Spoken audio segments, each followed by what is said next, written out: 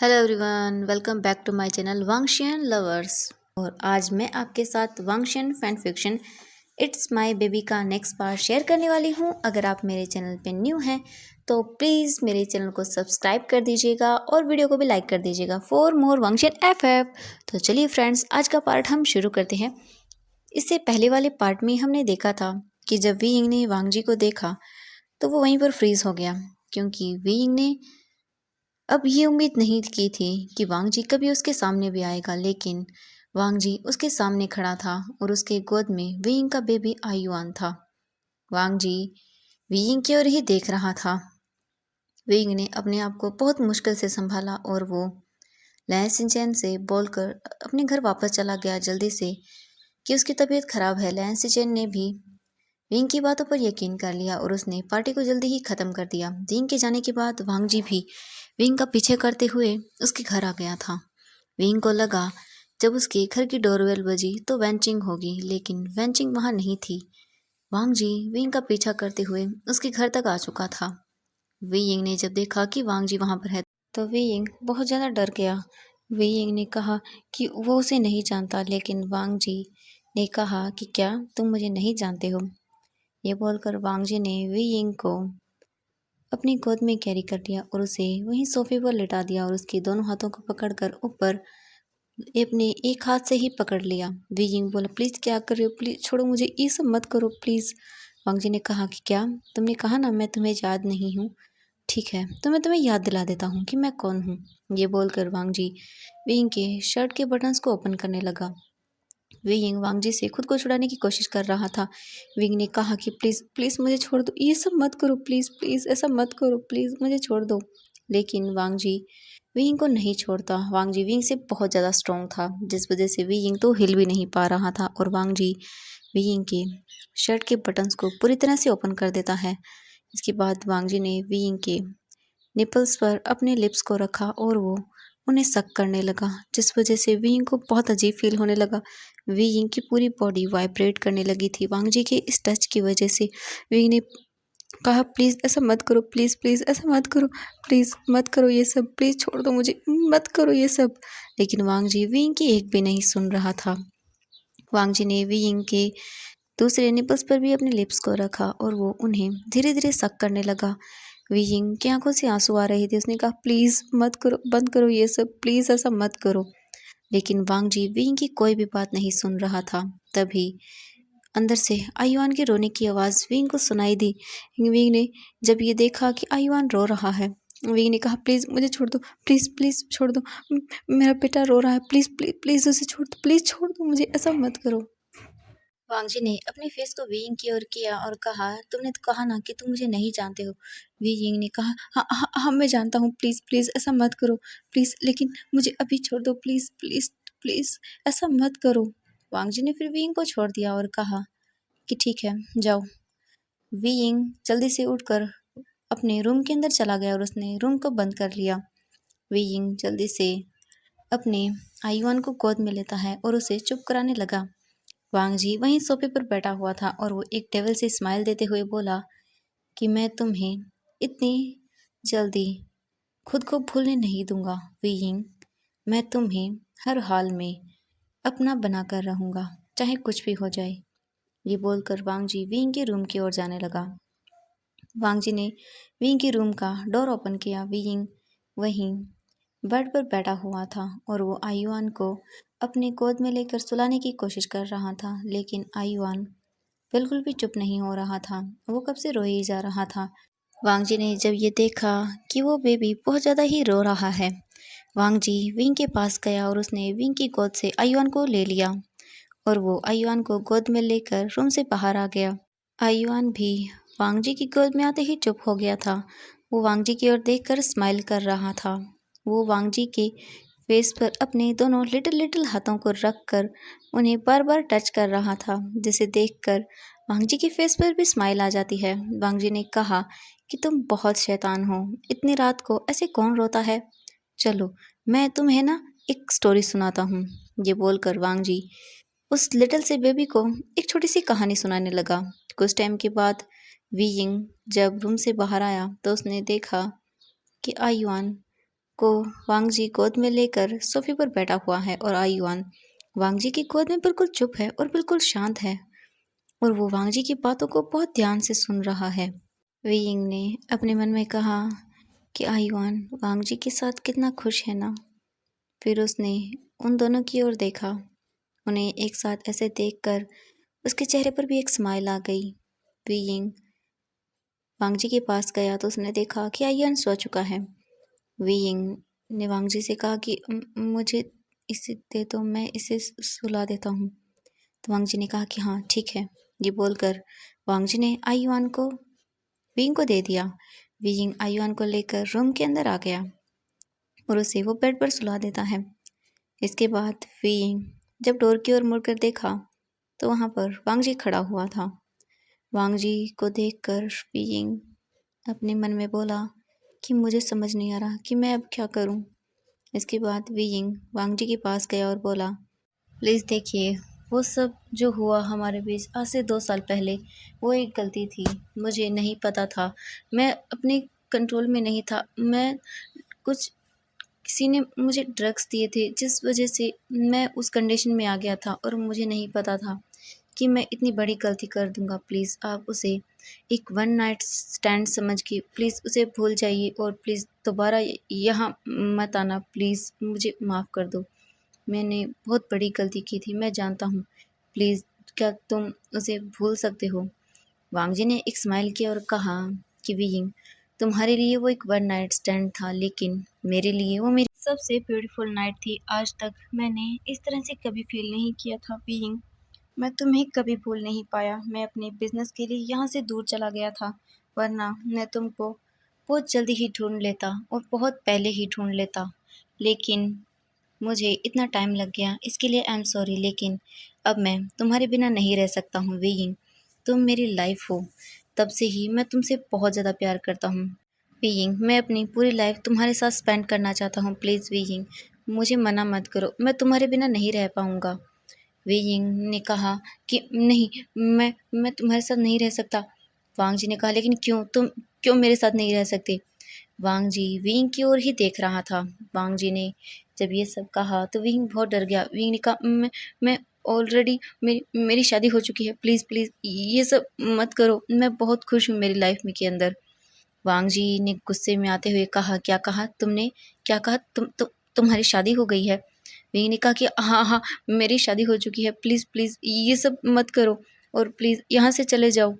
वांग जी ने गुस्से में फिर से विंग को दीवार पर पुश किया और कहा कि नहीं, ऐसा नहीं हो सकता।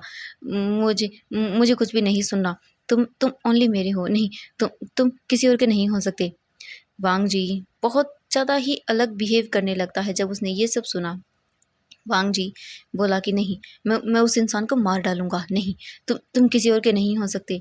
जब विंग ने ये सुना तो और भी ज़्यादा डर गया। उसने कहा, नहीं प्लीज़ ऐसा मत करो, तुम ऐसा कैसे कर सकते हो? वांग जी ने कहा कि तुम्हें पाने के लिए मैं कुछ भी कर सकता हूँ। विंग ने कहा कि नहीं, तुम ऐसा नहीं कर सकते, तुम ऐसा नहीं कर सकते। तो वांग जी ने कहा कि क्यों, मैं ऐसा क्यों नहीं कर सकता? विंग ने कहा कि नहीं, तुम अपने ब्रदर को कैसे मार सकते हो? वांग जी हैरान हो गया। वांग जी ने क्या क्या क्या कहा तुमने, ब्रदर ब्रदर को? तो विंग ने कहा कि हाँ हाँ, मैं तुम्हारी ब्रदर का हस्बैंड हूँ। वांग जी ये सुनकर बिल्कुल ही अपनी जगह पर एकदम जम गया। उसने कहा, क्या कहा तुमने, तुम क्या हो? विंग ने कहा कि मैं तुम्हारे ब्रदर लैंसिचन का हस्बैंड हूँ। वांग जी ये सुनकर जोर जोर से हंसने लगा। वांग जी ने कहा कि क्या मजाक कर रहे हो विंग, नहीं, ऐसा नहीं हो सकता, मेरे ब्रदर तुमसे शादी नहीं कर सकता, और नहीं, ऐसा ऐसा नहीं हो सकता। विंग ने कहा, ये सच है, मैंने बहुत पहले ही तुम्हारे भाई से शादी कर ली थी। प्लीज़ अब ये सब मत करो, मैं तुम्हारे भाई का हस्बैंड हूँ और तुम्हारा ब्रदर इन लॉ। वांग जी ने जब ये सुना तो उसे बहुत गुस्सा आया। वांग जी ने विंग को डोर पर पुश किया और कहा कि अपने माउथ से ये वर्ड दोबारा मत निकालना।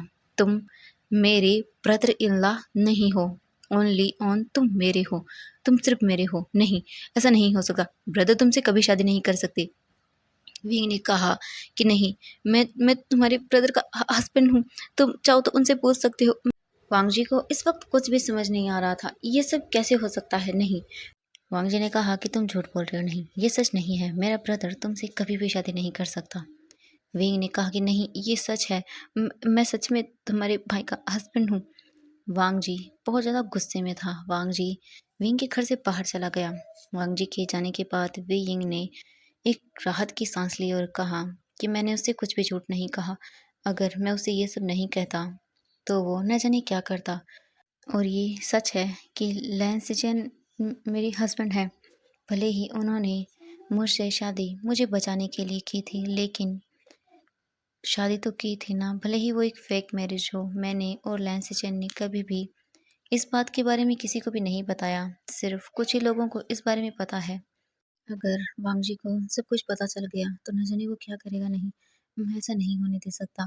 मैं वांग जी को कभी पता नहीं चलने दूंगा। नहीं, ये सब उसे कभी पता नहीं चलेगा। ये बोलकर वियिंग जल्दी से अपने रूम के अंदर आ गया और उसने अपने लिटिल से बेटे आयुआन को हक कर कर वो सो गया। उसे बिल्कुल भी नींद नहीं आ रही थी, लेकिन उसने किसी भी तरह से वो अपने आप को सुला ही लेता है। और दूसरी तरफ वांग जी बहुत गुस्से में अपने घर पहुंचा। जब वांग जी अपने घर आया तो उसने देखा कि उसके ब्रदर वहीं सोफे पर बैठा हुआ है और वो अपना ऑफिस का वर्क कर रहा है। वांग जी जल्दी से लैन सिचन के पास गया और उसने कहा कि ब्रदर, विहिंग कौन है। जब लैन सिचन ने विहिंग का नाम सुना तो वो अपने वर्क को छोड़कर वांग जी की ओर देखने लगे। लैन सिचन ने कहा कि वांग जी क्या हुआ, तुम इतने गुस्से में क्यों हो, क्या हो गया। वांग जी अपने ब्रदर की ओर देखते हुए बोला कि मुझे आपसे कुछ जानना है, वे यिंग कौन है और क्या आपने उससे। तो लैन सिचन ने कहा कि वांग जी मुझे माफ़ कर देना कि मैंने तुम्हें इस बारे में पहले नहीं बताया था, लेकिन बस मैं नहीं जानता कि उस वक्त बहुत प्रॉब्लम्स थी और तुम भी अपने वर्क में बिजी थे, तो मैं तुम्हें कुछ भी नहीं बता पाया। इसके लिए आई एम रियली सॉरी। वांग जी अपने ब्रदर की ओर देखते हुए बोला, ब्रदर क्या आपने सच में। तो लैन सेजन ने कहा कि वांग जी, हाँ मुझे वो सब करना पड़ा क्योंकि अगर मैं वो सब नहीं करता तो किसी की लाइफ पूरी तरह से डिस्ट्रॉय हो जाती। तो वांग जी ने कहा कि ब्रदर क्या आप इतनी जल्दी महंगियाओ को भूल गए। जब लैन सेजन ने महंगियाओ का नाम सुना तो वो अपने ब्रदर की ओर देखने लगा। लैन सेजन ने कहा कि नहीं, मैं उसे कभी नहीं भूल सकता। भले ही वो मुझे छोड़कर चला गया हो, लेकिन वो हमेशा से मेरे लिए बहुत स्पेशल रहा था। नहीं, मैं उसे कभी नहीं भूल सकता हूँ। लैन जैन ने ये सब सुनकर कहा कि ब्रदर अगर वो कभी वापस आ गया तो आप क्या करेंगे, क्या जवाब देंगे आप उसे। आप जानते हैं कि वो आपसे कितना प्यार करता था, लेकिन आपने उसे छोड़कर किसी और से शादी कर ली। जब वो वापस आएगा तब आपके पास उसके क्वेश्चंस का कोई आंसर होगा। ये सब सुनकर लैन सिजन सोच में पड़ गए। लैन सिजन ने कहा कि वांग जी उस वक्त हालात ही कुछ ऐसे थे कि मुझे वो सब करना पड़ा, लेकिन अब मैं नहीं जानता कि क्या सच है और क्या झूठ है। मैं बस उस पर्सन को तकलीफ में नहीं देख सकता था, इसलिए मुझे वो सब करना पड़ा। मेरी मजबूरी थी ये सब, इसलिए मैंने वो सब किया था। लेकिन मैं मैंगियाओ को कभी नहीं भूल सकता। मैं उससे बहुत प्यार करता हूँ वांग जी। वांग जी ने स्माइल किया और कहा कि ठीक है ब्रदर, आपने ये सब किस वजह से किया था, क्या आप मुझे बताएंगे। तो लैन सेचन ने कहा कि सॉरी वांग जी, मैं तुम्हें ये सब नहीं बता सकता कि मैंने वो सब क्यों किया। ये बात किसी को नहीं पता कि विंग मेरा हस्बैंड है। अगर ये सबको पता चला तो सब लोग ना जाने क्या क्या कहेंगे, इसीलिए मैंने ये बात सबसे छुपा कर रखी है। कुछ ही लोग इस बारे में जानते हैं। तो वांग जी ने कहा कि ठीक है ब्रदर। इसके बाद वांग जी अपने रूम के अंदर चला गया। वांग जी अपने रूम को बंद करते हुए बोला कि विंग, मैं जानता हूँ मेरा ब्रदर तुमसे प्यार नहीं कर सकता। तुम भले ही मेरे ब्रदर के हस्बैंड हो, लेकिन तुम उससे ज़्यादा देर पास नहीं रहोगे उनके, क्योंकि मैं तुम्हें ऐसे छोड़ नहीं सकता। बीइंग तुम मेरी लाइफ हो, इसीलिए मैं तुम्हें पाके रहूँगा और वेट एंड वॉच कि मॉर्निंग को क्या होता है। ये बोलकर वांग जी एक डेविल से स्माइल देने लगा। और दूसरी तरफ लैन सिचन ने कहा कि आई एम सॉरी वांग जी, मुझे तुमसे थोड़ा झूठ बोलना पड़ा, क्योंकि अगर मैं तुम्हें सच्चाई बता देता तो मेरा किसी से किया हुआ वादा वो टूट जाता। मैं तुम्हें कभी नहीं बता पाऊँगा कि मैंने वो सब क्यों किया था। इसके बाद हमें मॉर्निंग का सीन दिखाया जाता है। वी यिंग जल्दी से उठकर वो रेडी हो गया और उसने आयुआन को भी रेडी कर लिया और वो आयुआन को लेकर हॉल के अंदर आया। तो उसने देखा कि वेंचिंग ऑलरेडी ही घर में आ चुकी है और उसने ब्रेकफास्ट भी बना लिया है। वेंचिंग ने जैसे ही वीइंग को देखा तो उसने कहा कि वीइंग क्या हुआ, तुम मुझे आज कुछ अलग लग रहे हो। तो वीइंग ने कहा कि हाँ वेंचिंग, मुझे तुम्हें कुछ बताना है। तो वेंचिंग ने कहा कि हाँ क्या हुआ वीइंग, बताओ मुझे, तुम मुझे बहुत डिफरेंट लग रहे हो। इसके बाद वीइंग ने जो कुछ हुआ वो सब वेंचिंग को बता दिया। वेंचिंग को वीइंग ने ये भी बता दिया कि वांग जी ही वही पर्सन है जो आयुआन का फादर है। वेंचिंग तो बहुत ही ज़्यादा शॉक हो गई। वेंचिंग को बहुत बुरा भी लग रहा था क्योंकि वेंचिंग वांग जी को बहुत पसंद करती थी। भले ही वो कभी उसे बोल नहीं पाई लेकिन वो वांग जी को पसंद करती थी। वे यिंग ने कहा क्या हुआ वेंचिंग। तो वेंचिंग ने कहा नहीं कुछ नहीं वे यिंग, अब क्या करोगे, तुम्हें कुछ पता है। तो विंग ने कहा कि नहीं मुझे कुछ नहीं पता कि मुझे अब क्या करना चाहिए। तभी विंग का फ़ोन रिंग करने लगा। विंग ने जैसे ही फ़ोन को पिक किया तो उसने कहा लेकिन क्या हो गया, आप ऐसे क्यों बोल रहे हैं, प्लीज़ मुझे बताइए। लैंस चेन ने बस इतना कहा कि तुम जल्दी से आयुआन को लेकर घर आ जाओ। तो विंग ने कहा कि क्यों, कुछ हुआ है क्या। तो लैंस चेन ने कहा कि कुछ नहीं हुआ, तुम जल्दी से घर आ जाओ। तो विंग ने कहा कि ठीक है मैं आता हूँ। विंग ने फ़ोन को रख दिया नीचे। तभी वेंचिंग ने कहा विंग क्या हुआ। तो विंग ने कहा कि मुझे नहीं पता वेंचिंग, कुछ लगता है बड़ा हुआ है, मुझे लैंड मैंशन जाना होगा। तो वेंचिंग ने कहा कि ठीक है मैं भी तुम्हारे साथ चलती हूँ। तो विंग ने कहा कि ठीक है। इसके बाद विंग आयुआन को लेकर वेंचिंग के साथ लैंड मैंशन की ओर चला गया। कुछ टाइम के बाद ही विंग लैंड मैंशन के अंदर पहुंच चुका था। विंग ने देखा कि वांग जी, लैंस चेन और उनके अंकल तीनों ही सोफे पर वहाँ बैठे हुए थे। जैसे ही लैंस चेन ने विंग को देखा तो वो जल्दी से विंग के पास गया और उसने आयुआन को गोद में ले लिया और कहा कि विंग तुम यहाँ आओ। वो तीनों ही विंग की ओर ही देख रहे थे। वांग जी के फेस पर एक डेविल सी स्माइल थी। तो फ्रेंड्स आज के लिए बस इतना ही। नेक्स्ट पार्ट का वेट कीजिए।